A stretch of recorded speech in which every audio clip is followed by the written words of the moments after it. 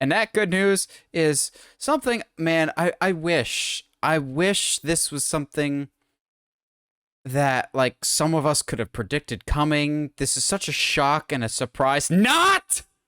I have been saying this for literally years. And that is that Yeah, James Gunn is and Peter Safran are now the co-CEOs of DC Studios. That like the actual name going forward, it's not Warner Bros. Discovery. It is DC Studios as his own separate brand being headed by James frickin' Gunn and Peter Safran. But everyone's latching onto the James Gunn thing because they at least have heard of that name. Peter Safran, on the other hand, has worked with James Gunn repeatedly. I think he was the producer on The Suicide Squad and Peacemaker. And I wouldn't be surprised if he's done some of the Marvel stuff with James Gunn. I have been saying this since James Gunn got fired in 2018. Yep. I have been saying, you watch, you just cost James Gunn a long term. Because I feel like Marvel was going to put, I don't want to, for all of our non-wrestling fans out there, I feel like Kevin Feige was going to put the belt on Gunn post-Endgame going forward of the galactic side.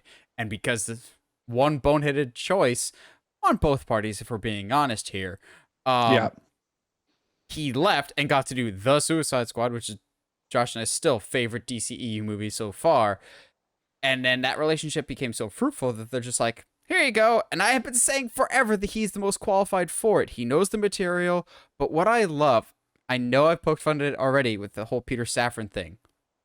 I love that this is a two-horse thing and not just a one solo guy. Because as we're seeing with Marvel, Kevin Feige cannot do it all. He is getting burnt out. He can't pay attention to all the details. And having two people here, and James Gunn specifically saying, I'm going to be very much involved with the creatives, but also just letting them do their own thing, let the directors be directors, because he himself is one. It just makes sense. Yeah. I love this because in the entertainment business, there is a long storied history with it comes to duos in movies representing two separate things. Look at, in the early days of Disney, you had Walt and Roy Disney. You had the thinker in Walt and the doer, well, other way around. You had the creative guy with Walt and the money guy with Roy. Fast forward in Disney's timeline even further, Michael Eisner and Frank Wells. You always need the checks and the balances. You need the money guy, the bottom line guy, the how is this actually going to perform, and you need the creatives. It's when they work together and are on the same page, that's when magic really happens. And I like that they announced the two of these guys. I would have been excited for James Gunn, but I like that we're getting the money guy and the producing guy working in conjunction with the creative guy.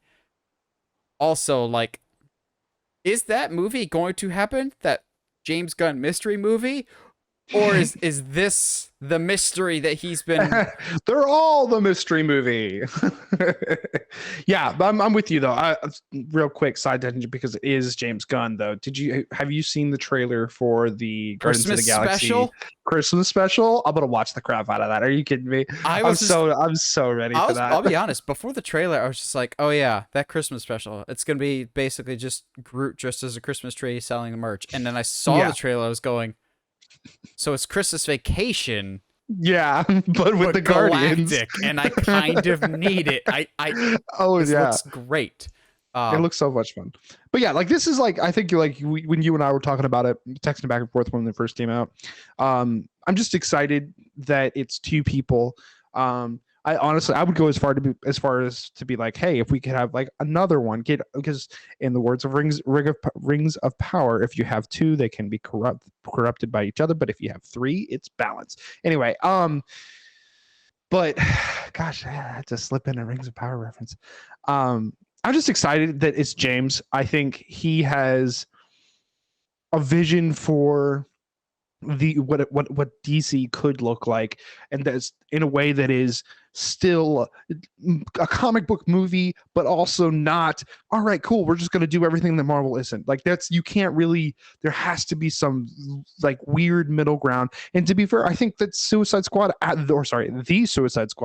absolutely hits that middle ground of like, okay, cool, so we can go a little bit farther than Marvel can as far as like adult content, but then we can also still stay very, very faithful to our comic our source material, but then also be something completely new and unique and fresh, something that I think the comic book world is desperately needing, especially with Marvel kind of feeling like it's starting to just rehash over and over and over and over.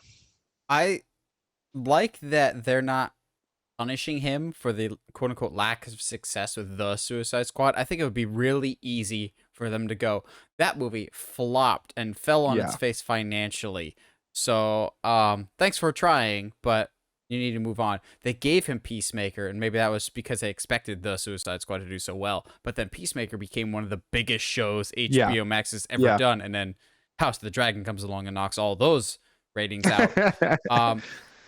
I don't know, some people were like, well, he's an R-rated guy. I think he was R-rated for the Suicide Squad because it fits for that. I think the characters that it lends itself to be R could potentially get R-rated projects, like a Lobo could potentially get an R-rated project. I think would be awesome.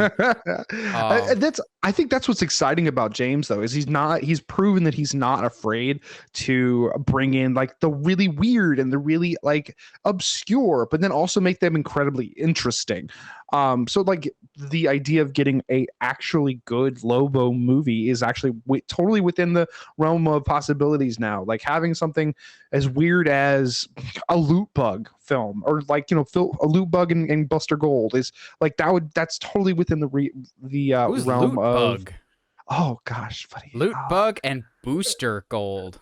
Yeah. What did I say?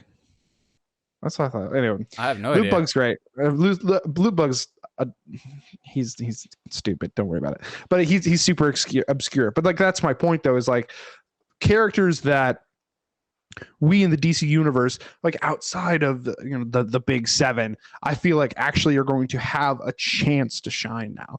Like seeing a Guy Gardner, Josh's favorite. I hate that guy so much. Oh my gosh, that's the point. Like, yes, but that is the exact point for him. But like still, I think the possibilities are so much wider now because James is very much more open to storytelling instead of just like, all right, cool, so who's gonna like know what we're gonna go watch now. Like Blue Beetle has a decent appeal to a mainstream, like it's a young kid, he's like, I don't know, like to me there's just, it's not just going to be like, okay, cool, so we'll make another Justice League movie. It's going to be more like, all right, cool, how do we build to a Teen Titans without, with like some still the more obscure, how do we make Starfire not this sex symbol that she is in the comics? Well, even the writers have a hard time with that at times. Yeah, exactly. So like I think it's the opening of a new era for DC films. We'll see what this does for movies like The Flash, movies like Blue Beetle, movies like Aquaman 2, and see where we go from there. I wouldn't be surprised if this was kind of already locked in, because like, what was it, Flash is right around that's like all next year, June or July, I think. Yeah, we that's everything's next year, but I wouldn't be surprised if they're still very much already involved with the process of what we could be going through with these films, and whether or not we cancel the Flash, whether or not we do, blah blah blah. Which they quote unquote announced a Flash too. So they're not going to knock off Flash, but we'll see what happens. They might recast, as there's some rumors of recast already. Yes, I mean going into Flash 2, to me you have to recast. Oh, absolutely. Especially if Ezra ends up in jail. But yeah, we'll see what happens. But at the very least, at least now, I feel like we can have faith. We can be like, all right, cool. James Gunn, he obviously, the Suicide Squad is super entertaining. Peacemaker is fantastic. He's He's voiced his support for the Harley Quinn show. Like he understands what DC fans want, and I think he understands how to tell interesting stories that aren't going to get lost in the superhero movie garble.